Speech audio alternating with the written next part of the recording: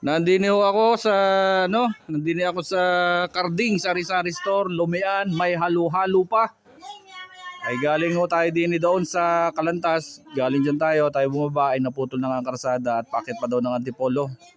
Tapos nakita nga natin na rin Lumian. Yan. Tayo makikichika. Si Nanay, ano pong pangalan ni Nanay? Dolores. Si Ate Dolores. Ate na lang, wag na lola. Tapos dito sa likod nila maganda yung view. Mahangin. Yan, meron silang ginagawang konti dito sa kanilang bahay. Tapos dito yung mataas na part. Nako, pumunta ho kay Dini. Kasarap din maglomi. Tapos Dini, orgarne ang view. Yan. Yan. Actually nakarating ho ako dito ay siguro noong 1 taon. Kaya lang hindi ako nakababa. Kaya kako ay ako'y magmumotor paakyat din eh. Ay kita ko talaga namang napakaganda ng lugar. Ay siguro napakalamig magmotor din eh pagka mga December. Ay magsasummer na ho eh kaya medyo mainit na. Okay, so aring partner eh. Yan, medyo tinaptab na ang lupa para nga naman malagyan at mabahayan. At pag kayo'y naglomi, yan, hindi kayo pumisto sa likod. Talaga namang napakalamig din eh, mahangin. Yan o, may naglomi na nga din eh.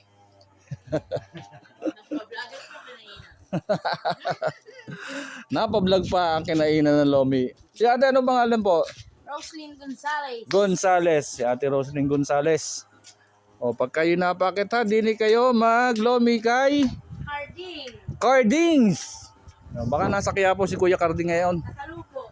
Nasa loob. O yan rin ho, are, ang kanilang lumian ay di tayo ay titikim ng kanilang lumi. Doon tayo pupesto. Yo, doon sa medyo mahangin na iyon. Hintay-hintay lang natin ang luto ni ate.